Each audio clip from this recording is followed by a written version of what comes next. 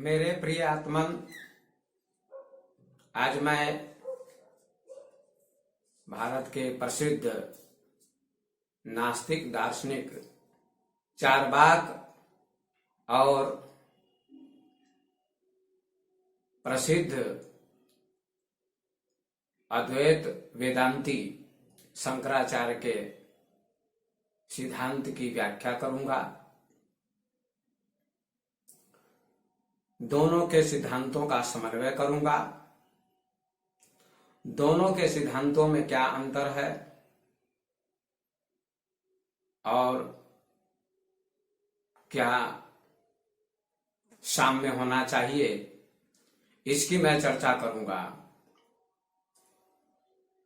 हमारे देश में एक प्रसिद्ध नास्तिक दार्शनिक हुए हैं जिनका नाम चारवाक था। चारवाक ने अपने सिद्धांत की व्याख्या में कहा कि संसार ही सत्य है, परमात्मा सत्य नहीं है। शरीर ही सत्य है, आत्मा नाम की कोई चीज नहीं होती है। इंद्रियों का सुख ही सब कुछ है, अध्यात्म नाम की कोई चीज नहीं होती है। चारवाक ने भौतिकता का महत्व दिया। चारवाक ने भौतिकता का प्रश्रय दिया। चारवाक कहते हैं कि जीवन ही सत्य है, इस जीवन के बाद कोई भी जीवन नहीं है। भौतिकता को चारवाक ने सर्वोपरि स्थान दिया है। चारवाक का मूल वचन है, यावत् जीवेत् सुखम जीवेत् ऋणं कृत्वा घृतं पिबेत् भस्मीभूत शरीरस्य पुनरागमन कुतो भवेत्। जब तक जियो तब तक सुख से जियो, ऋण लेकर भी घी पियो, क्योंकि शरीर के मिट जाने के बाद, शरीर के भस्म हो जाने के बाद पुनरागमन होता है या नहीं होता है, इसको कोई नहीं जानता। पुनर्जन्म होता है या नहीं होता है, इसको कोई नहीं जानता। ऐसा चारवाक का कथन है। चारवाक ने ये बात बहुत अच्छी कही कि जब तक जियो तब तक सुख से जियो, सुखपूर्वक जीना चाहिए।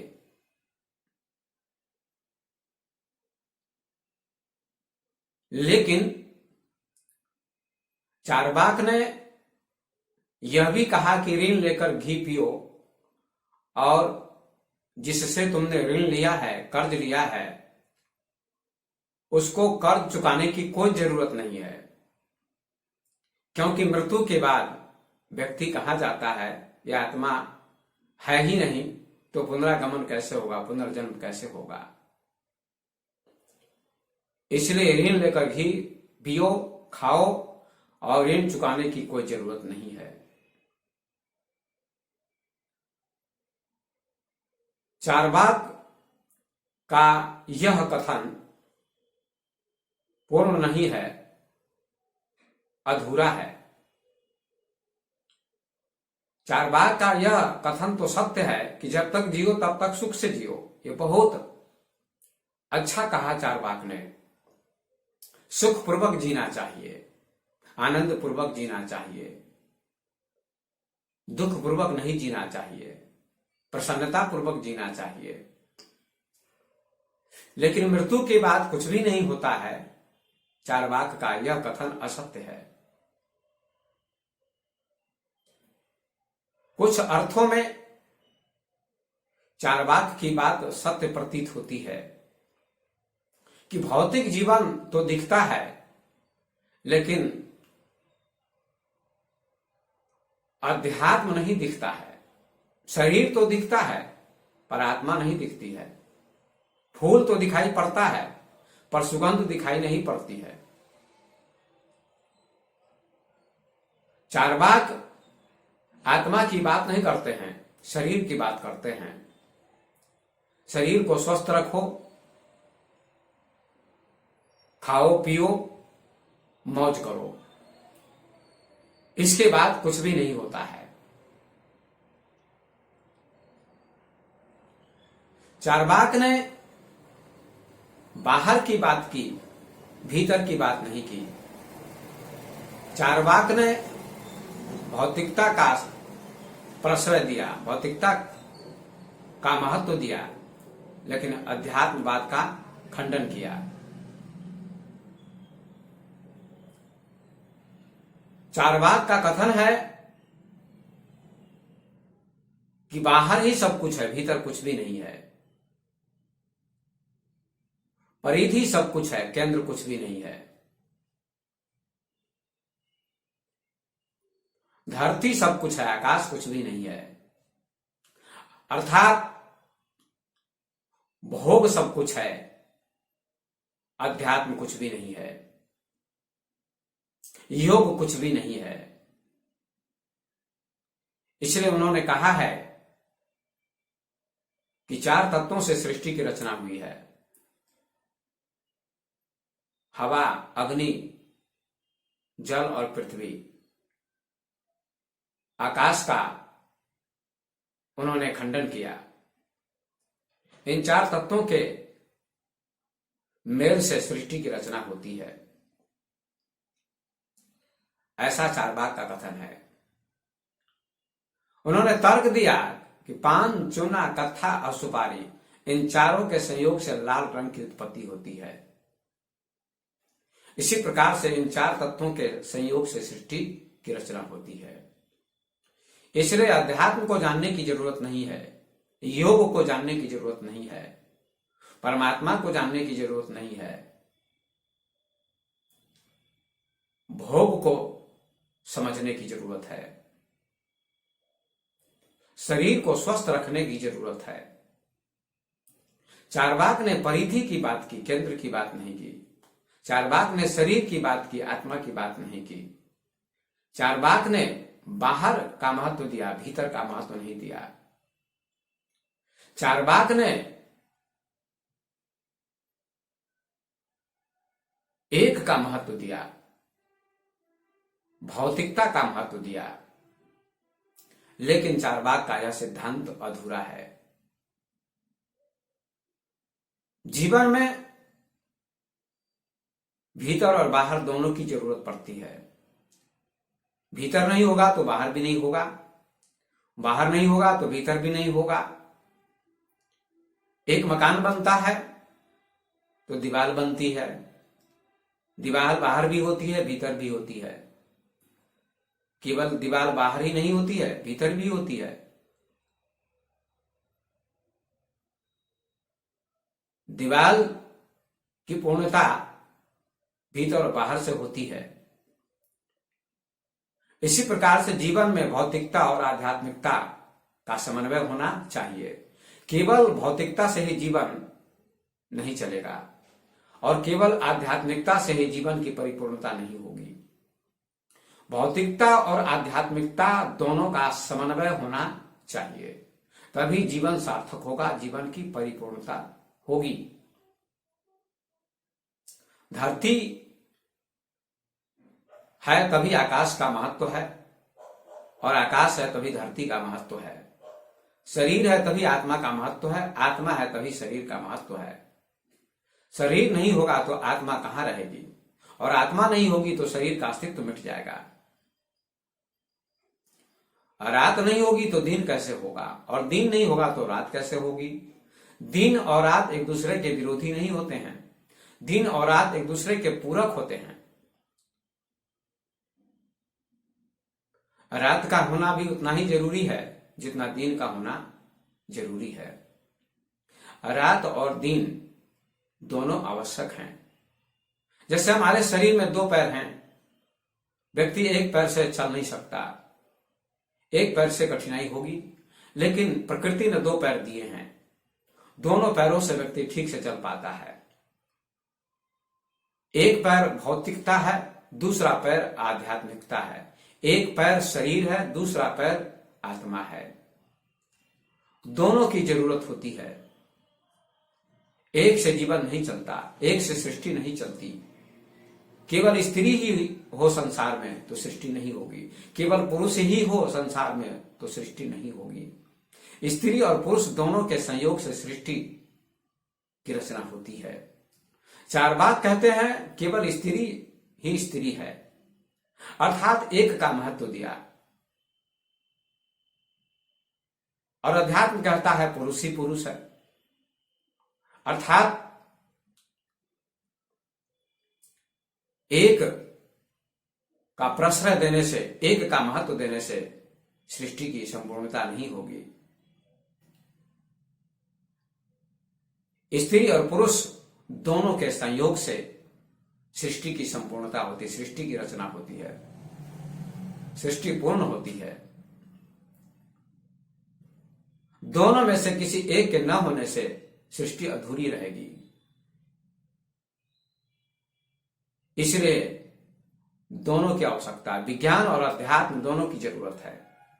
विज्ञान नहीं होगा तो अध्यात्म अधूरा होगा, अध्यात्म नहीं होगा तो विज्ञान अधूरा होगा। तो चारवाक कहते हैं कि केवल भौतिकता ही सत्य है, आध्यात्मिकता सत्य नहीं है। भौतिक जीवन ही सत्य जो दिखता है, सूरज दिखता है, चांद दिखता है, पेड़ पौधे दिखते हैं, मकान दिखता है, नदियां दिखती हैं, फूल दिखते हैं, पहाड़ दिखते हैं, तारे दिखते हैं, शरीर दिखता है, आंखें दिखती हैं, कान दिखते हैं, हाथ पैर दिखाई पड़ते हैं। ये संसार के सारे पदार्थ दिखाई पड़ते हैं, संसार दिखाई पड़ता है, इसलिए सत्य है। लेकिन अध्यात्म दिखाई नहीं पड़ता, आत्मा दिखाई नहीं पड़ती, परमात्मा दिखाई नहीं पड़ता, इसलिए वो सत्य नहीं है। ऐसा चारवाक का कथन है।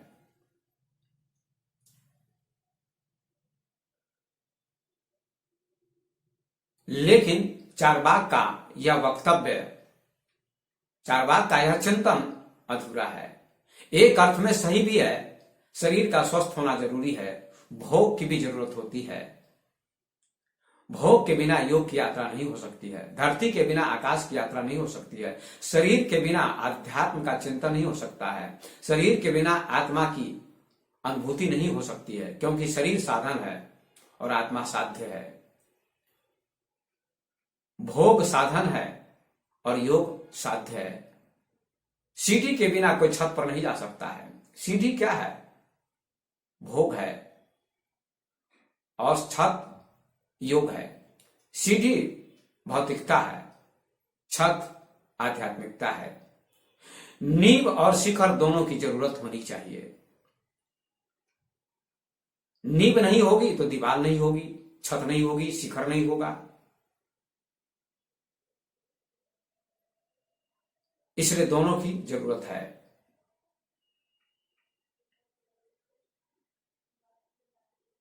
कुछ लोग भोग का खंडन करते हैं, शरीर का खंडन करते हैं, भौतिकता का खंडन करते हैं और त्याग का प्रश्रय देते हैं, त्याग का महत्व देते हैं, अध्यात्म का ही महत्व देते हैं। दोनों एक प्रकार से अधूरे हैं। जब दोनों का समन्वय होगा तो ही जीवन की पूर्णता होगी। इसलिए पश्चिम के देशों ने भोग की प्रधानता दी है। पश्चिम में भोग की प्रधानता है, ऐन्द्रिक सुखों की प्रधानता है, इंद्रिय के सुखों की प्रधानता है, संभोग की प्रधानता है, सेक्स की प्रधानता है।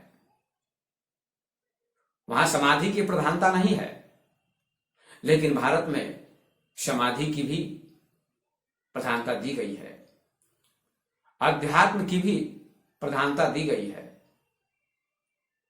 लेकिन भारत के ही चारवाक कहते हैं कि अध्यात्म कुछ भी नहीं है, समाधि कुछ भी नहीं है, ध्यान कुछ भी नहीं है, सत्य कुछ भी नहीं है। जो कुछ है भोग है, जो कुछ है शरीर है।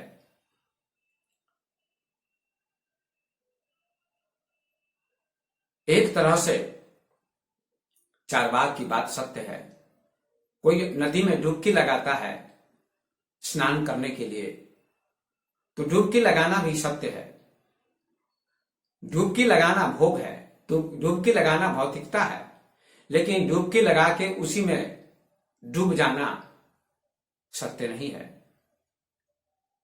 उससे बाहर आ जाना आध्यात्मिकता है। डुबकी लगानी भी चाहिए और पानी से बाहर भी आ जाना चाहिए, नहीं तो व्यक्ति डूब जाएगा, जीवन का अस्तित्व तो समाप्त हो जाएगा। पानी में डुबकी लगानी भी चाहिए और पानी से बाहर भी हो जाना चाहिए। डुबकी लगाने का अर्थ भौतिकता और बाहर आ जाने का अर्थ आध्यात्मिकता। दोनों की आवश्यकता होती है, दोनों की जरूरत होती है।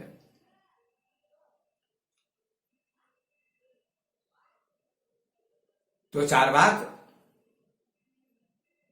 भौतिकवाद का समर्थन करते हैं, अध्यात्मवाद का समर्थन नहीं करते हैं।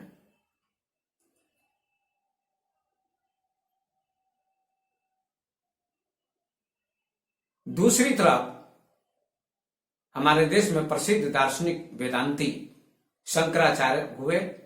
उन्होंने केवल अध्यात्म की व्याख्या की, उन्होंने केवल ब्रह्म को सत्य माना। उन्होंने कहा है कि ब्रह्म सत्यम जगन मिथ्या जीवो ब्रह्मई बनापर। ब्रह्म सत्य है, जगत मिथ्या है। जगत का अस्तित्व नहीं है, जगत माया है। ब्रह्म का ही अस्तित्व है, ब्रह्म की ही सत्ता है, माया की सत्ता नहीं है। माया झूठ है। माया का अर्थ होता है जो दिखती है और होती नहीं है, उसका नाम माया है। जैसे कोई स्वप्न देखता है तो स्वप्न में नगर दिखाई पड़ता है, हाथी दिखाई पड़ता है, घोड़ा दिखाई पड़ता है, बहुत सारी चीजें दिखाई पड़ती हैं, लेकिन स्वप्न का घोड़ा असत्य होता है, स्वप्न का हाथी असत्य होता है, स्वप्न का नगर असत्य होता है। इसी प्रकार से जगत स्वप्नवत है, स्वप्न की तरह है, इसका अस्तित्व तो है ही नहीं। लेकिन जब जगत है ही नहीं तो फिर शंकराचार्य ने ही देश में जा जाकर लोगों को पराजित किया, विद्वानों को पराजित किया, भिक्षा मांगी, भोजन किया। जब दूसरा है ही नहीं, केवल अद्वैत है, अद्वैत वेदांत कहता दूसरा है ही नहीं। ब्रह्म सत्यम जगन मिथ्या जीवो ब्रह्म ही बना पर। सर्वम खलमिदं ब्रह्म नेह नास्ति किंचन। सारा जगत ब्रह्म है और दूसरा कुछ भी नहीं है। जब दूसरा कुछ भी नहीं है तो फिर भिक्षा मांगने की क्या जरूरत है, भोजन करने की क्या जरूरत है, उपदेश देने की क्या जरूरत है, फिर विवाह करने की किसी को क्या जरूरत है, बच्चे पैदा करने की क्या जरूरत है।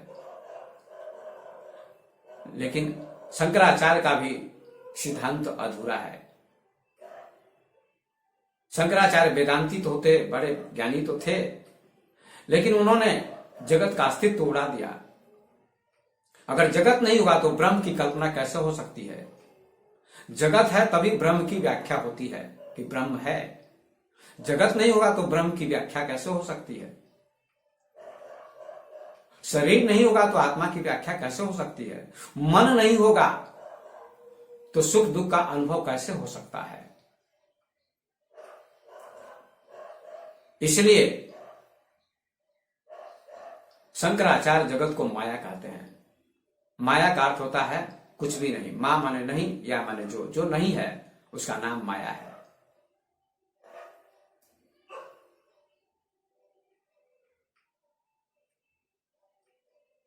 लेकिन यदि सब कुछ माया ही है, माया कुछ भी नहीं है, तो फिर जगत का व्यवहार कैसे होता है। जगत का व्यवहार भी होता है।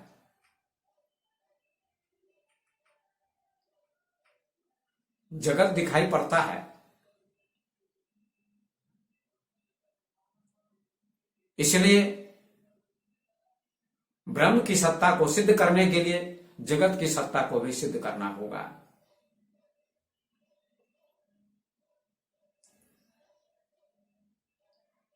तभी ब्रह्म की सत्ता सिद्ध हो सकती है। रात नहीं होगी तो दिन नहीं हो सकता, दिन नहीं होगा तो रात नहीं हो सकती।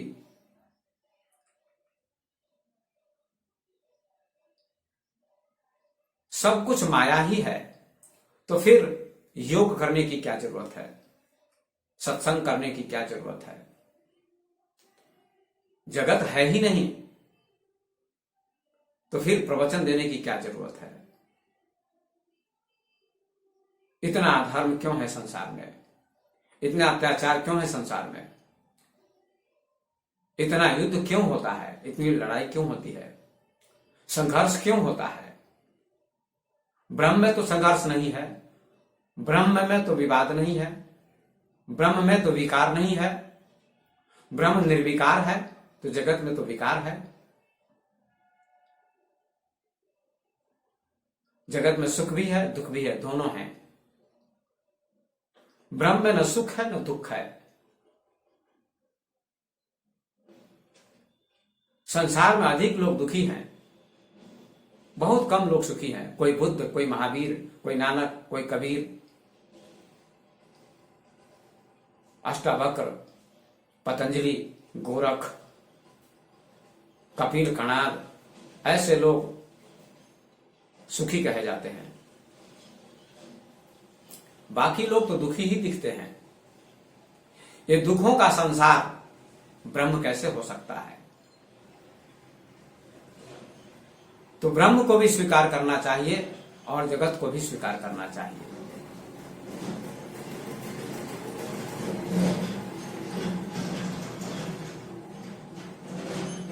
हाँ, जगत परिवर्तनशील है, ब्रह्म अपरिवर्तन है। ब्रह्म अपरिवर्तित है। ब्रह्म में कोई परिवर्तन नहीं होता है। ब्रह्म अनंत है, अखंड है, लेकिन जगत परिवर्तनशील है। लेकिन जगत तो है।